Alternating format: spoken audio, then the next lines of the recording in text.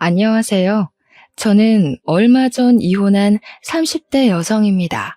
이 세상에 제정신 아닌 사람 많다고 하지만 정말 정신병자를 만나기란 쉽지 않잖아요. 제가 그 쉽지 않은 경험을 했는데 그 일 때문에 세상과 인간관계를 생각하는 관점이 달라지게 돼 사연을 써봅니다. 뭐든 많이 듣고 많이 보는 게 살아가는 데 좋은 지혜가 될 수 있잖아요.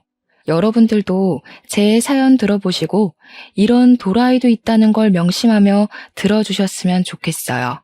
저는 결혼하기 전부터 남편과 가치관이 아주 잘 맞는 편이었어요. 특히나 아이 부분에 대한 사상이 비슷했는데 남편도 저도 아이로 인해 우리의 삶이 뒷전되는 걸 원치 않았다는 거예요. 아이 유무에 대한 생각이 같지 않으면 부부 생활 이어가기 어렵잖아요. 그리고 저출생률 높다고 하더라도 보통은 여건만 되면 결혼하고 아이를 갖고 싶어 하는 분들이 많더라고요. 저는 여건이 되든 말든 아이를 원하지 않는 사람이었습니다. 그건 남편도 마찬가지였는데 그런 인연을 만나는 게 참 어려웠어요. 그래서 제가 더 남편을 남다르게 생각했던 것 같습니다. 남편도 제 의견에 흔쾌히 동의를 해줬고 저희는 아이를 갖지 않기로 하고 결혼을 했어요. 보통은 아이를 갖지 않겠다고 하면 양가 어른들이 안 좋게 생각할 수도 있고 그 일로 인해 결혼을 반대할 수도 있잖아요. 신기하게도 저희 부모님은 물론 시가에서도 저와 남편의 뜻을 존중해 주셨어요. 양가 집안의 뜻까지 저희 생각과 같았을 때 저는 천생연분을 만났다는 생각까지 했었습니다. 그런데 말입니다. 사람이 혼자만 살다가 평생을 함께할 배우자가 생기고 호적이 같아지고 하니까 왠지 모를 감정이 생기더라고요. 그건 바로 아이 부분이었습니다. 이건 결혼을 해봐야만 느껴지는 그런 감정인 것 같았어요. 그러니까 남편이랑 제가 살다 보니 아이를 갖고 싶어졌다고 변심을 하게 된 거죠. 그렇게 마음을 바꾼 것 또한 누구 한 명만 그랬던 게 아니라 남편과 제가 서로 느꼈던 부분이었어요. 저희가 어떻게 마음을 바꿔먹었냐면 연애할 때와는 다른 환경 속에서 이런저런 대화를 많이 해보니까 우리가 서로 육아에 대한 가치관 또한 비슷하다는 걸 알게 되었거든요. 과거에 아이를 가질 생각은 없었으나 만약 아이가 있다면 나는 이렇게 해나갔을 것이다 라는 그런 생각들이 남편이랑 잘 통했어요. 그 덕에 뭔가 이런 남편이라면 아이를 가져도 될 것 같은 믿음이 생겼고 저랑 남편은 서로 아이를 갖자고 생각을 바꾼 겁니다. 막상 다짐을 하니 기대는 더욱 커졌어요. 우리 둘만으로도 행복한데 우리가 그리는 미래에 우리를 닮은 새 가족이 생긴다고 하니까 그것 참 기분 이상하더라고요. 그러나 그 기대에는 바로 찬물이 뿌려지고 마는데요. 저희는 병원에서 실망적인 결과를 듣게 되었어요. 의사가 말하길 남편이 불임에 가까운 난임이라고 하는 겁니다. 저도 저지만 진심으로 아이를 생각했었던 남편이 좀 많이 실망한 기색을 드러냈어요. 그래도 원래 우리가 결혼 전부터 아이를 계획했던 건 아니라서 저는 남편한테 괜찮다고 위로를 해줬습니다. 아쉬운 건 아쉬운 거고 안 되는 건 안 되는 거잖아요. 식구들은 당연히 우리 사이에 아이를 원하고 있었는데 저희가 아이 낳겠다고 생각을 바꿨을 때 양가에서 저희보다 더 좋아해 주셨거든요. 검사를 하고 난 후에는 차마 양가 집안에 알리지 못하고 있었는데 한날 시부모가 검사 받은 걸 기대하면서 우리더러 아이 얘기를 한 적이 있었어요. 그런데 남편이 생각보다 상심이 컸는지 시부모가 찍소리도 못하게 설명해서 입을 막더라고요. 나 불임이야. 아기 못 가지니까 기대는 안 했으면 좋겠어. 원래부터 아기 생각은 없었는데 막상 아예 못 가진다고 하니까 기분이 좀 이상하더라. 웬만하면 내 앞에선 아이 얘기하지 말아주라. 남편의 솔직한 고백에 그때 분위기는 정막 그 자체였습니다. 그날은 시부모님이 너무 당황해서 더 이상 별 말을 못했어요. 자기 자식이 불임이라는데 말 함부로 할 부모가 어디 있겠습니까? 그날은 시부모님이 제 눈치까지 보면서 조금 면목 없는 기색을 드러내기도 했어요. 저는 정말 괜찮았거든요. 아이가 갖고 싶은 마음이 생겼을 뿐이지 없다고 죽고 싶거나 인생 무너질 것 같이 처참하진 않았어요. 그래서 그날 시부모님이 확실하게 저희 사정을 알았을 거라고 생각했어요. 그런데 다른 날에 갑자기 연락 와서는 우리더러 시험관 시술을 해보지 않겠냐고 추천하더라고요. 시험관이야 도전해볼 수는 있겠죠. 그런데 그 부분에서 저와 남편 생각은 또 같았어요. 저희는 아이 얻고자 고된 고생까지 하면서 절망하고 애쓸 생각은 없었습니다. 그렇기 때문에 둘 다 시험관 생각은 전혀 안 했어요. 시모가 반복해서 물어봐도 저는 이미 남편과 뜻을 맞췄기에 시험관 안 하겠다고 확실하게 의사표시를 했습니다. 근데 시모는 노력하지도 않으려는 제 태도가 마음에 안 드는지 좀 기분 안 좋은 소리를 하시더라고요. 그래도 네가 큰 며느리 아니냐. 밑에 작은 애 집에서 먼저 애 생기면 눈치 안 보일 것 같아? 너도 너지만 너 때문에 우리 집 장남 이미지까지 망칠 수는 없잖니. 망치다니요? 제가요? 그렇게 말씀하시면 제 입장에서 서운하죠. 남편이 불임이라서 임신 못하는 건데 왜 제 탓을 하세요? 네가 시험관 안 하겠다고 해서 우리 아들도 따라서 안 하는 거 아니야. 어쨌든 둘이 다시 얘기해서 시험관 해보도록 해라. 사람이 살아가는데 순리가 있는 법인데 무슨 말도 안 되는 고집을 부린대? 시모가 생각보다 고집스럽게 나와서 솔직히 아주 황당했습니다. 저희가 결혼하기 전에 양가 어른들에게 아기 갖지 않겠다고 말씀드렸거든요. 그때는 시모도 쿨하게 허락을 하셨어요. 근데 갑자기 이렇게 고집을 부리는 것이 조금 이해가 안 가서 당황했습니다. 심지어 그날뿐만이 아니었어요. 시모는 이런 식으로 저만 가지고 자꾸 시비를 걸었습니다. 어이가 없어서 한 번은 남편한테 얘기를 해줬는데 남편은 그저 시모가 하는 말 전부 다 쓸데없는 말이니까 무시하라는 대답뿐이었어요. 그래야 하나 싶어서 저도 그냥 시모 말을 한 귀로 듣고 한 귀로 흘리는 걸로 스트레스를 해소했죠. 그런데 제가 그저 쉬쉬하며 넘기니까 이 상황이 점점 우스워지더라고요. 제게만 임신을 종용하는 시모가 갈수록 이해하기 어려운 짓을 했는데 그게 뭐냐면 시가 친척들 앞에서만 저에 대한 태도가 달라진다는 겁니다. 시댁에는 친척들이 좀 많아요. 명절이나 제사를 하면 저희 집에 식구들이 모였는데 다들 집 가까이 살아서 그런지 친척들이 서로 인연이 깊더라고요. 그 말은 즉 서로에게 간섭도 많다는 뜻과 직결되는데요. 그래서 저랑 남편 사이에 아이가 없다는 것도 벌써 친척들 귀에 다 들어갔더라고요. 장남 집안이라서 빨리 아이를 가져야 하는데 왜 아직 아기가 없냐고 많이들 물었습니다. 그 질문은 해가 바뀔수록 더 심해졌고 날카롭게 날라왔어요. 저는 초반에 친척들이 그런 식으로 물을 때면 남편의 흉을 보고 싶지 않아서 굳이 남편이 불임이라는 건 들추지 않았어요. 그냥 아직 아이 생각이 없다는 식으로 돌려서 말했습니다. 그런데 그때마다 시모가 나서서 보이는 반응이 있었는데요. 며느리 힘들 것 같아서 내가 손주는 굳이 없어도 된다고 했어. 요즘 세상에 부부끼리 잘 살면 그걸로 되는 거지 뭘 굳이 애가 있어야 돼. 시모가 친척들 앞에서 제 생각을 끔찍하게 해주고 있는 것처럼 말을 하는 게 문제였어요. 물론 다른 사람 앞에서 저를 챙기는 척하는 것이 고나리질하는 것보다 낫다고 생각하는 사람들도 있겠죠. 그런데 고나리질은 고나리질대로 당하고 남들 앞에 설 때만 이렇게 가식적인 친절을 보인다면 생각이 달라지실 겁니다.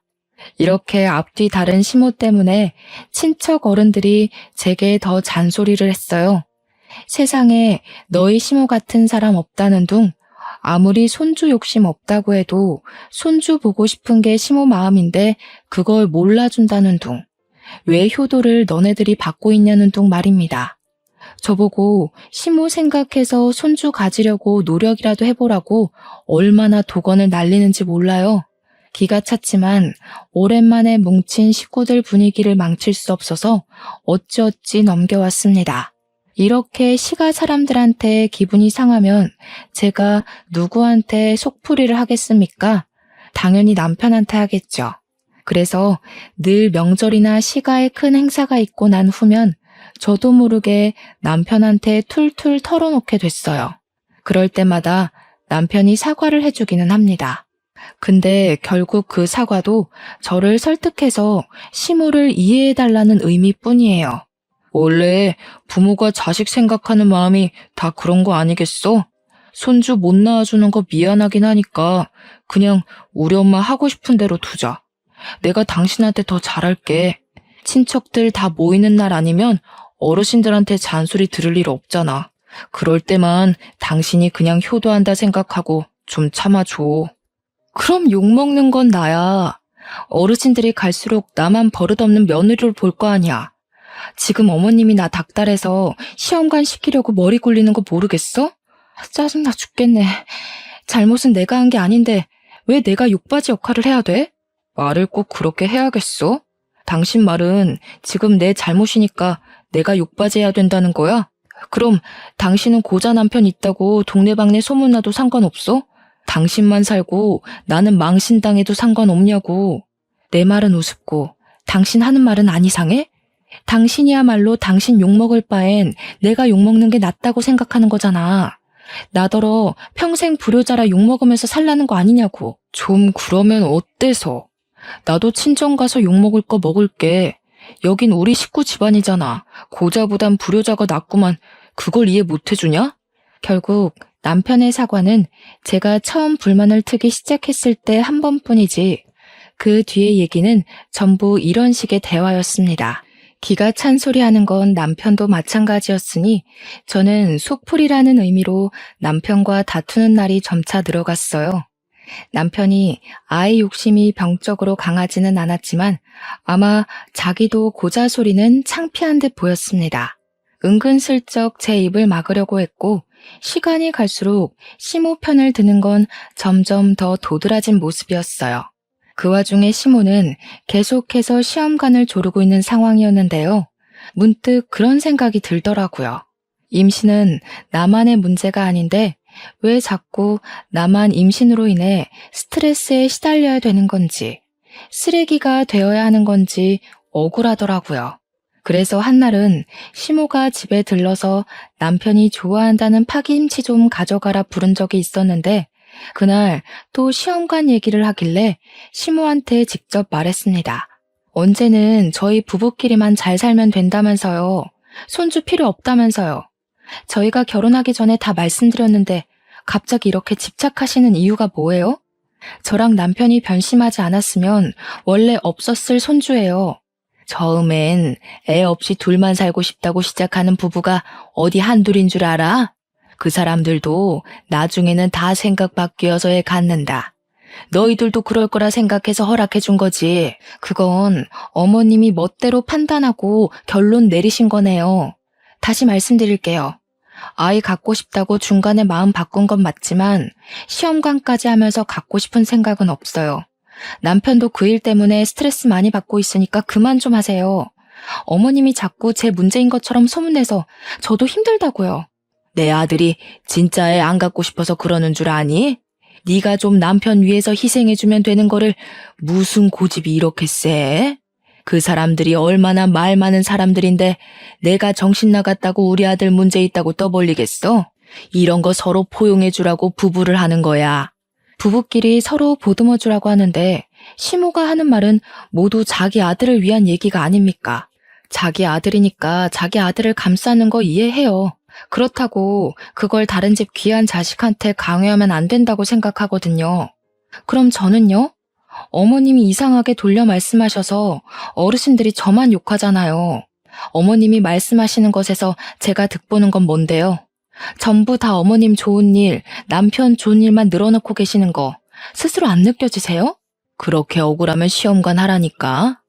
네가 애만 가지면 내가 왜 너를 들들 볶겠냐. 내가 너 때문에 요즘 통 잠을 못 잔다. 네가 우리한테 피해주고 있는 건 왜 생각 못하니? 억울하고 분하면 임신을 하라니. 무슨 말만 하면 기승전결 임신. 시모는 얼마나 열이 받았는지 제 얼굴에 침까지 튀기면서 손가락질을 했습니다. 저 때문에 집안 사람들 얼굴 보기 창피해서 못 살겠다고 하더군요. 그런 와중에 제가 따박따박 대꾸하니까 더 화가 났는지 갑자기 파김치통을 제게 던져버리더라고요. 저도 모르게 그 통을 받았는데 저야말로 시모 행동에 열이 받아서 그걸 그대로 바닥에 던져버렸어요. 그러자 파김치 통 뚜껑이 열리면서 바닥에 파김치가 쏟아졌고 시모 양말을 흥건히 적셨습니다. 경고하는데 한 번만 더 저를 그런 식으로 말씀하시면 남편 고자라고 다 말할 거예요. 그리고 이건 안 들고 갈게요.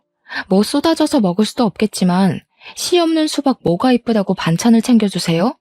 애초에 남편 씨만 좋았어도 어머님이랑 저 사이에 이런 불상사는 없었겠죠? 근본 문제가 뭔지 똑바로 생각해 보셨으면 해요. 저는 결국 빈손으로 왔다가 빈손으로 나가야 했습니다. 그때 시모가 제 뒤통수에 대고 야! 라며 목청을 높이면서 달려오는 기척이 들리더라고요. 돌아보니 제 머리채를 잡으려고 하대요. 그래서 바로 피해버렸어요.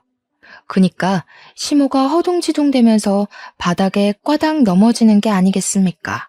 시모가 뛰어온 길에는 파김치 국물로 엉망이 되어 있었습니다. 꼴 좋았어요. 제가 만약 못 피했다면 저는 시험관 안 한다는 이유로 불효자로 욕먹고 내조 못하는 아내로 찍히는 걸로 모자라 시모한테 두들겨 맞기까지 했을 거 아닙니까? 호구같이 당해주기 싫었어요. 정말 황당한 상황이잖아요. 조선시대도 아니고 이런 억울한 누명을 누가 참고 있겠습니까? 넘어진 시모를 살펴주지도 않고 저는 매몰차게 집으로 돌아왔어요. 그런데 제가 제 의사 표현 좀 했다고 시모가 많이 성난 건지 그걸 남편한테 고자질했더라고요. 남편이 퇴근하고 오는데 손에 새로운 파김치통이 들려 있었습니다. 시댁에 들렸다가 오는 길 같았어요. 남편은 파김치통을 제가 보는 앞에 팍 내려놓더니 화가 났다는 표시를 잔뜩 했습니다. 당신이 우리 엄마 허리 다치게 했다며? 왜 계속 우리 엄마랑 싸우려 드는 거야? 그냥 곱게 내내할 수는 없냐? 엄마가 아들 고자인 거 남들한테 말하는 게 창피할 수도 있는데 그것도 하나 이해 못 해주냐고. 어머님이 말을 또 그렇게 하셨네? 어머님 소설가 하셔야겠어.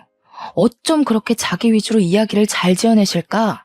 나 꼭 사기 결혼당한 기분이야. 결혼 전에 우리 뜻 존중해주던 어머님은 어디 가셨대? 지금 비꼬냐? 젊은 네가 좀 이해해줄 수 있는 걸 꼭 그런 식으로 말해야 했어? 대체 불효자로 욕먹는 게 뭐 대수라고 이렇게까지 해? 친척 어른들을 맨날 만나는 것도 아니고 내가 좀만 참으라고 했잖아. 내가 친척 어른 만나는 것 때문에 이러는 거라고 생각해? 어머님이 당신 흠 덮으려고 나를 싹 수 없는 애로 만들고 있는 게 문제잖아. 아들 문제 숨기고 싶다고 거짓말을 하는 건 아니지. 내가 시댁 종도 아니고 왜 남을 위해서 기꺼이 욕먹는 걸 감수해야 돼? 남? 진짜 말 짜증나게 한다. 이런 게 부모 자식 간의 애정이야. 부모 사랑 못 받고 자란 애처럼 왜 이래? 아, 장인어른 장모님은 당신한테 하자가 있어도 나 몰라라 했었나 보지? 끝내 친정 부모님까지 욕보이는 남편에게 진심으로 기분이 상한 저는 제가 무슨 말을 해도 남편이 내 말을 안 들어주겠구나라는 걸 깨달았습니다. 남편도 시모처럼 이미 자기 이미지 지키는 데에 저를 이용하는 것을 당연하게 생각하고 있었어요. 마치 저를 문제아처럼 말하고 있었지만 저는 똑똑하고 정상적인 부모님 밑에서 자랐기 때문에 이 집이 잘못되었다는 걸 온몸으로 느낄 수 있었죠. 그래? 그런 게 조건 없는 사랑이고 효도구나. 거짓말을 해서라도 내 사람 안 쪽팔리게만 해주면 되는 거네?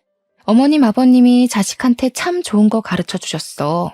나는 나 쪽팔린다고 가족을 공경에 빠뜨리란 교육은 못 받았거든. 우리가 자식 낳으면 우리 애한테도 그런 식으로 가르칠 거야?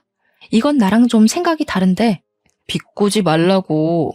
네가 이런 사람인 줄 알았으면 결혼도 안 했겠지만 이미 늦어버렸으니 너랑은 애 낳을 일 절대 없어.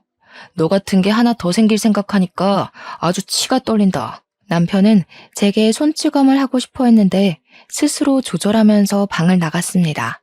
그때부터 저희는 각방을 사용했어요. 서로 아는 체도 안 하고 밥도 따로 먹었습니다. 그렇게 좀 잠잠한 시간을 보내나 싶었어요. 남편이랑 다투니까 시모한테도 연락이 안 와서 그건 좀 좋더라고요. 아무래도 남편이 제 고집 때문에 시모한테 임신 얘기하지 말라고 경고를 한 것 같았습니다. 그걸 어떻게 눈치챘냐면 그래도 시댁에서 하는 제사는 가야 되잖아요. 거기서 시모가 제게 말 한마디 안 하고 행동으로만 행주 툭 던지고 국자 툭 던지고 할 때 눈치를 챘어요. 그러거나 말거나 무시했습니다. 제가 멀리 있으면 시모가 저를 딱히 부르지 않길래 일부러 시모 피해서 일을 하기도 했어요. 그날이 제사였다고 했잖아요. 그래서 시댁이 큰 집이었던지라 역시나 친척 어른들까지 오는 날이었는데요. 친척 어른들은 지난번에 봤을 때보다 더 제게 냉랭한 태도를 보였습니다. 아예 제 인사도 안 받아주는 것 같은 느낌을 받았어요. 처음엔 기분 탓이겠거니 했는데 제가 직접적으로 누구를 지정해서 말을 붙여보아도 대놓고 모른 채를 하시더라고요. 사람 무안할 만큼이요. 마치 몰래카메라를 당하는 기분이었는데 얼마나 기가 찼는지 모릅니다. 그때부터 저도 딱히 애쓰지 않았어요. 제 할 일만 하다가 집에 가자는 생각으로 마음 비우고 일했습니다. 그리고 제가 콩나물을 다듬고 있을 때였어요.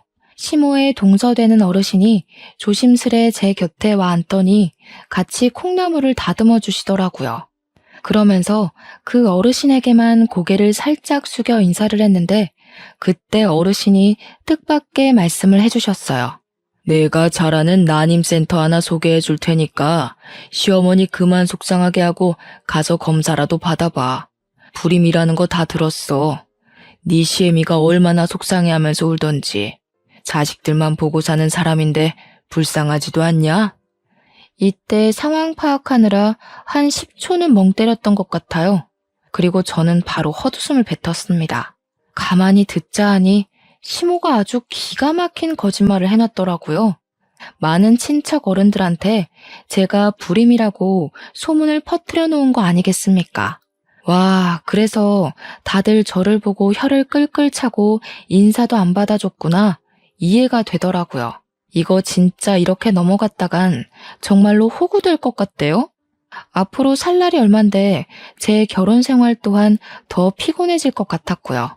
저는 그래도 저한테 시모인 사람이니까 최소한의 예의는 지켜야 할 것 같아서 남편이 고자라고 소문은 안 냈어요. 그런데 시모가 먼저 손수를 치고 저를 바보 만들어 놓은 거 아니겠어요? 참을 수가 없었습니다. 이건 제가 며느리라는 이유만으로 참아줄 수 있는 수위를 넘긴 것 같다는 생각이 들었어요.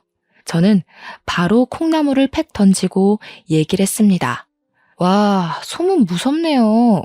불임은 제가 아니라 남편이거든요? 어머님이 또 거짓말을 하셨어요? 남편이 씨 없는 수박이라고요. 제가 문제가 아니라 남편 몸에 정자수가 없다는데 제가 없는 씨를 가지고 애를 만들 수는 없잖아요. 어머님은 왜 계속 제 몸에 이상 있는 것처럼 몰아가신대요? 제가 몇 번이나 말씀드렸는데 또 그러시네. 제 앞에 어르신이 제 발언에 아무 말도 못하고 있자 저는 자리에서 일어나 이참에 다 밝혔어요. 못 믿겠으면 검사 결과지까지 보여주겠다고 나는 내 모든 걸 걸고 불임은 남편이라는 걸 주장할 수 있으니 어르신들도 계속 날 욕할 거면 뭐라도 걸고 욕하라고 해버렸습니다. 친척 어른들은 제 패기에 당황해서 말문을 쉽게 트지 못했어요. 그땐 시모가 화장실 가고 없었던지라 저를 더 이상하게 쳐다봤습니다. 이것도 어머님이 거짓말일 거라고 하던가요? 검사 결과지를 이 집에다 붙여놔야 하나? 대체 뭐라고 하면 믿으실 건데요? 애들이 누구 왕따 시키는 건 철없다고 핑계라도 대줄 수 있지. 어르신들은 저 매도한 거 뭐라고 변명하실 거예요? 나중에 사실이 뭔지 알려지면 저한테 사과는 하실 거예요? 야, 안 닥쳐?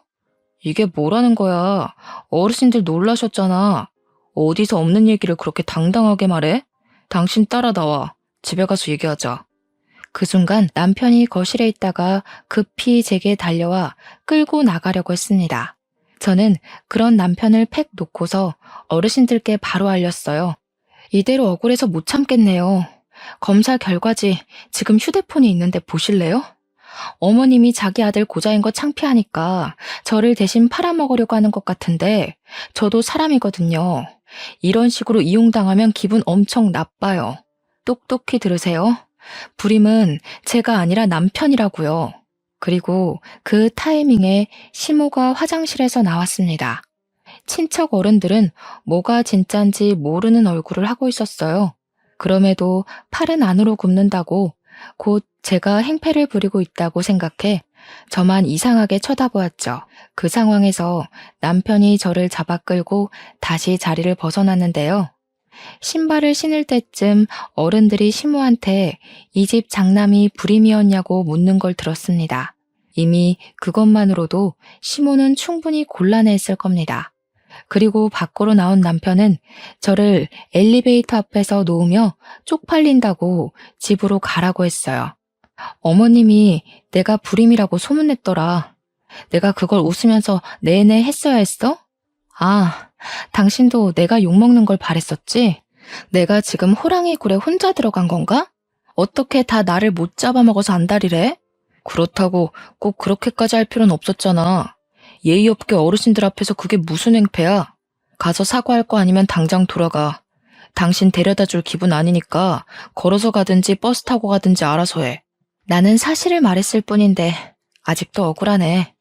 여기서 봐주면 어머님이 나를 아주 등신으로 보고 더 소설 쓸 것 같은데 지금도 안에서 뭐라고 변명하고 계실지 몰라.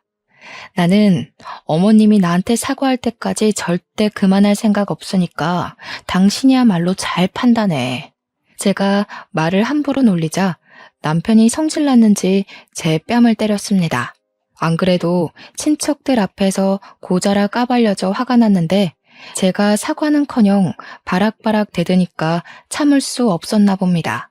남편은 제게 사과도 안 하고 그대로 돌아서 집으로 들어가 버렸고 저는 억울한 마음에 눈물 글썽이며 한참 서 있다가 집으로 돌아왔습니다.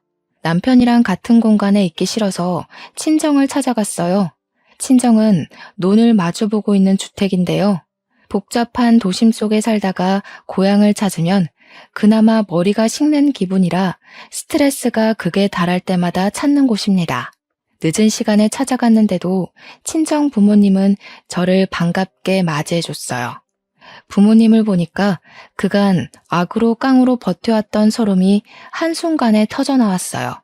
인사도 못 드리고 눈물부터 보이자 친정 부모님은 제가 굳이 말 안 해도 결혼 생활이 많이 힘들다는 걸 알아봐 주시더군요.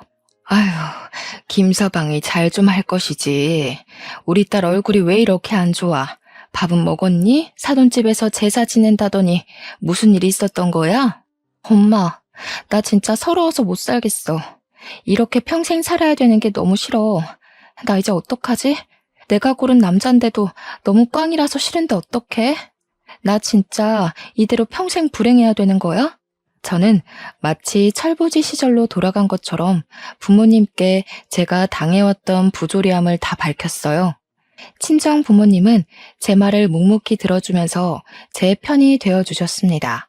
그럼에도 마음이 독하지 못한 분들이라 시댁을 찾아가서 뒤집어 엎는 짓까진 안 했어요.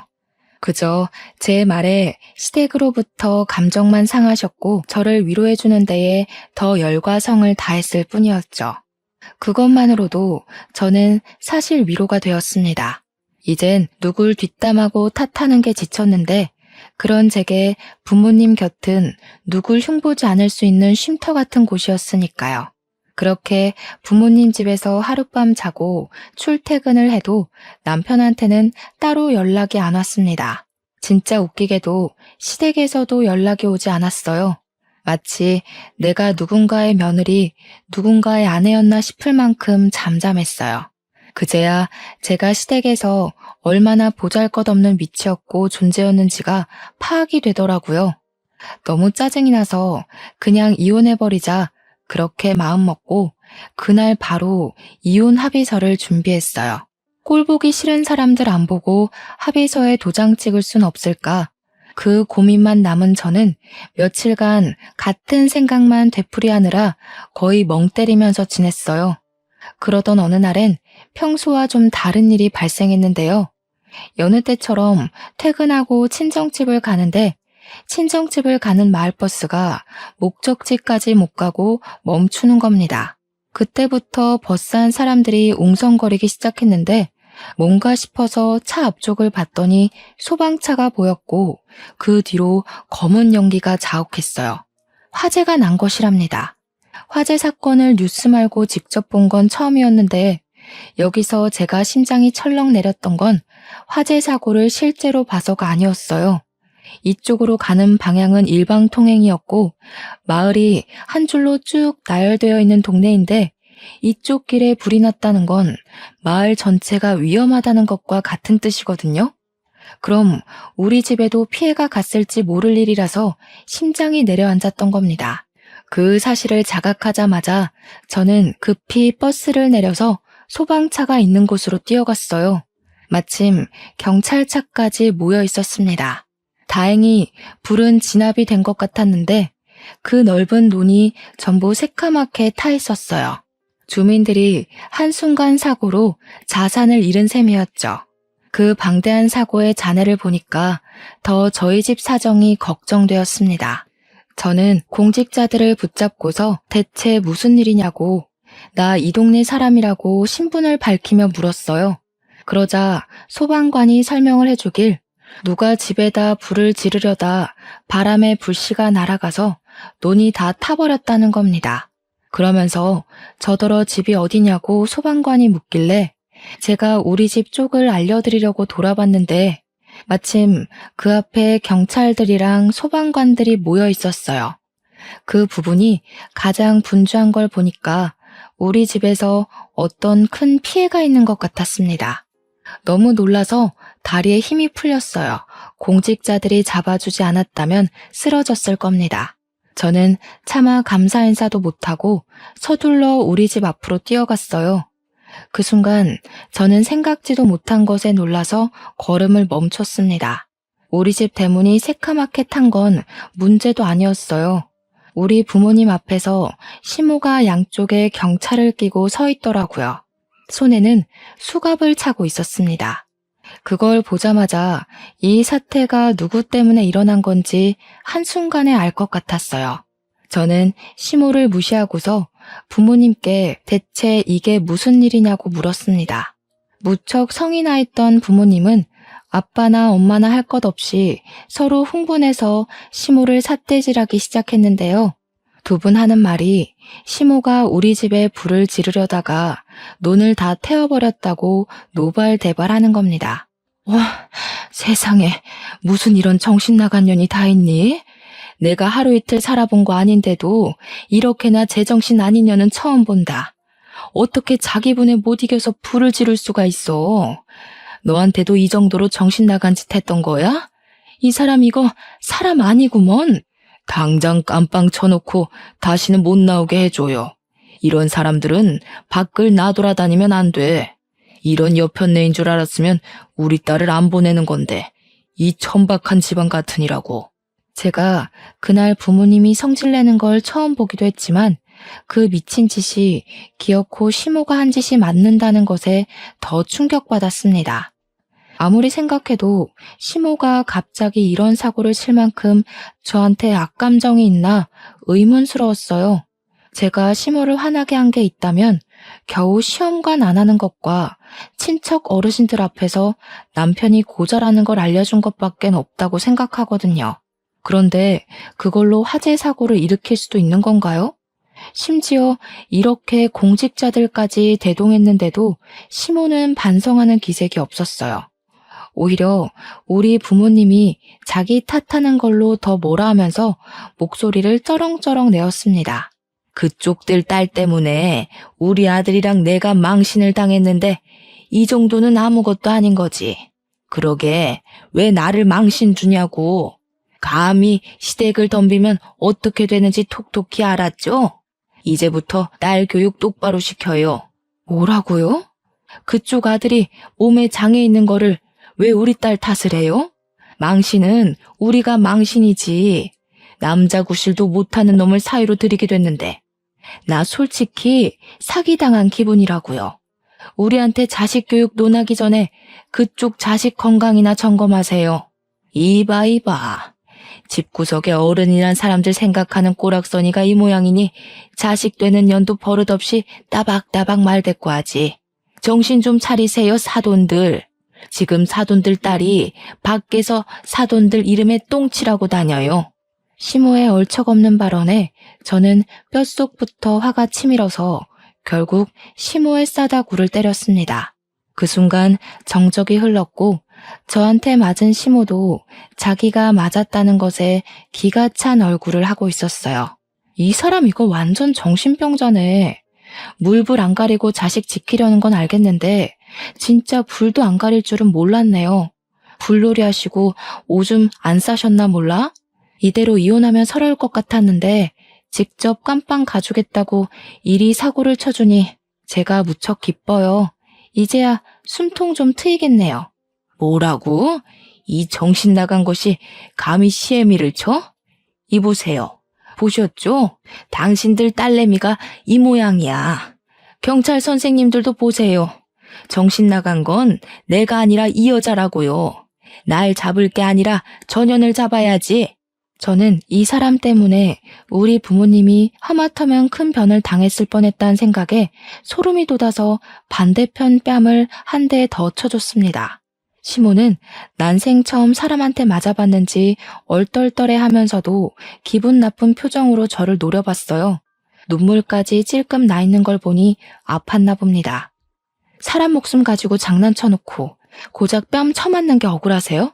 사람 억울하게 만드는 거 전문이신 분이 뺨 좀 맞았다고 억울해하니까 웃기네요. 그래도 아들 고자 얘기는 좀 묻히겠어요. 전과자 타이틀이 너무 세서 말이죠. 말 많은 집안에서 전과자 얘기가 얼마나 맛있는 소재일까? 우리 집 사람들이 고작 형편없는 년 말에 넘어갈 것 같아? 내가 억울해진 거 누구보다 우리 식구들이 더 잘 알아. 나 이대로 안 넘어간다. 우리 식구들이 너 가만 안 둘 테니까 각오하고 있어. 아줌마 식구들이 과연 아줌마 말을 믿을까요? 제가 볼 땐 여기 수십 명의 피해자들과 공직자들 말을 믿을 것 같은데요. 혼자 정신 나가서 불지른 건 사실이잖아요. 쓸데없는 고집 그만 부리시고 이제 그만 가보세요. 아줌마 때문에 바쁜 사람들 다 집에도 못 가고 있는 거 안 보이세요? 제 부탁으로 경찰들과 소방관들은 시모를 끌고 자리를 이동했습니다. 그 와중에 시모는 계속 저와 저희 부모님께 욕을 서슴지 않았어요. 그때 남편이 사람들을 뚫고 나타났습니다. 아마 시모가 사고를 치고 난 후 남편한테 미리 연락했던 모양이에요. 남편은 이미 상황을 다 알고 있었고 바로 제 앞에서 무릎 꿇고 앉더니 살려달라고 빌었습니다. 여보, 내가 미안해. 엄마가 일부러 이런 짓 벌인 거 아니야. 이거 다 실수야. 친척 어른들이 내가 불임인 거 다 알아서 엄마가 홧김에 그런 거야. 너도 이 상황이 고의일 수 없다는 거 알잖아. 제정신이 아니고서야 어떻게 불을 지르겠어. 너는 몰랐겠지.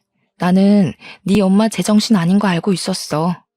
내가 몇 번이나 너한테 언지를 줬는데도 너는 너네 엄마 감싸두느라 바빴잖아. 실수든 고의든 지금 상황에서 그런 건 소용없어. 네 엄마가 정신 나가서 이 동네 사람들 자산 날려먹은 걸 탓해. 너희 집안은 멍청한 네 엄마 때문에 망하는 거야. 솔직히 불을 지른 것까지는 저도 놀란 부분이었습니다. 당연히 화재 사고가 아니더라도 용서해줄 마음은 없었지만 이젠 아예 용서 자체가 불가능해져 버렸어요. 피해자가 저 하나에서 여러 명이 되어버렸는데 제 손으로 해결할 수 있는 범위를 넘어선 거잖아요. 이건 어떻게 합의를 볼 수 없을 만큼 너무 큰일이었던지라 남편이 싹싹 빌어도 제가 어떻게 해줄 수 있는 문제가 아니었습니다. 그 와중에 친정 부모님은 여전히 화가 머리끝까지 나 있었어요. 평생 남에게 욕이라곤 안 해본 순한 분들인데 시모 집안 때문에 처음으로 분노의 감정을 표출해 보셨을 겁니다. 그리고 특히 엄마는 남편한테도 많이 화가 나 있었어요. 소금을 한 뭉텅이 갖고 나오더니 제 앞에 무릎 꿇고 있는 남편 면전에 소금을 팍팍 뿌렸습니다. 어디서 이런 재수없는 것이 우리 딸한테 붙어서는. 얼른 정신 나간 너네 엄마 데리고 썩 꺼져라. 저 아줌마 아무래도 진짜 정신병 있는 게 분명하니까 병원에 쳐넣든지 감옥에 쳐넣든지 다시는 세상 밖에 못 나오게 가두라고. 남편은 엄마한테서 도망치듯 자리를 벗어났습니다. 나중에 들려온 소식인데 남편이 시모를 데리고 진짜로 정신병원을 갔다고 하더라고요. 거기서 아주 충격적인 진단 결과가 나왔는데요. 시모한테서 분노 조절 장애에 소시오패스 기질이 있다는 진단이 나온 거 아니겠습니까? 좀 충격이었어요. 남의 돈에 좋아 보이려고 이미지 관리를 엄청 한다는 건 알았지만 그게 강박증이었을 만큼 정신병을 갖고 있는지는 몰랐거든요. 사실 처음엔 감형받으려고 수쓰는 건가 했어요. 근데 지난날의 시모 모습을 곰곰이 생각해 보니 정신병이 아니고서야 설명할 수 있는 말이 없긴 하네요. 그건 그거고 우리 친정집이랑 동네 사람들의 다 타버린 돈은 제대로 배상해야 되잖아요. 저는 당연히 남편에게 이혼 소송을 했고 시모는 방화죄와 우리 집 기물 손괴죄로 기소가 되었는데 감옥시설에 소속된 정신과 전문의에게 치료를 받게 되었다고 해요. 그리고 그 집안은 저희 동네 논에 대한 보상 때문에 완전 빚더미에 앉았다고 합니다. 그 논 땅덩어리가 굉장히 크거든요. 아마 파산난 전 남편의 집안을 살리려면 시가 친척들의 도움까지도 필요할 거예요. 시모가 그렇게 잘 보이고 싶어 했던 시가 친척들이 과연 쫄딱 망한 집안을 도와줄지가 의문이네요. 그쪽 집안이 상상 이상으로 망해버린 건 저한텐 좋은 일이었지만 한편으로는 그놈들 때문에 괜히 우리 동네 사람들까지 피해보게 만든 것 같아서 마음이 안 좋았습니다. 시골 구석이다 보니까 다들 안면 트고 지냈거든요. 그날이 있고 3개월이 지난 지금까지도 저희 부모님은 동네 사람들에게 사과를 하고 다녀요. 사실 동네 사람들은 다 마음이 좋으셔서 저희 부모님 탓을 따로 하진 않으십니다. 가끔 동네 사람들의 자녀분들이 오시면 저희 집을 내쫓아야 될 이웃으로 취급하긴 했어요. 특히 명절 때 이 동네에 사람이 많아지면 소문과 눈초리도 같이 무성해졌어요. 저희 부모님이 일부러 바깥을 더 안 나가시는 걸 알게 됐을 땐 제가 결혼을 한 것에 대해서 죽을 듯이 후회를 합니다. 저는 왜 하필 결혼을 해도 그런 집사람들이랑 엮여서 우리 부모님한테 피해를 줬을까요? 이쯤에야 문득 전 남편이 주야장천 말했던 불효자란 말이 맞는다는 생각도 들더군요. 다른 건 몰라도 우리 부모님 노후가 편안해질 때까지는 제가 계속 친정에서 지낼 것 같아요. 제가 문제의 원인인데 저만 이 동네에서 쏙 빠질 수가 있나요? 제가 몰고 온 똥 제가 치워야죠. 비록 해피엔딩인 사연은 아니지만 그래도 열심히 살고 있고 이웃들에게 용서받고자 애쓰고 있으니 청취자분들도 저희 가족에게 응원 한마디씩 해주시면 좋겠습니다. 늘 행복하시길 바라면서 긴 글 마무리할게요. 들어주셔서 감사합니다.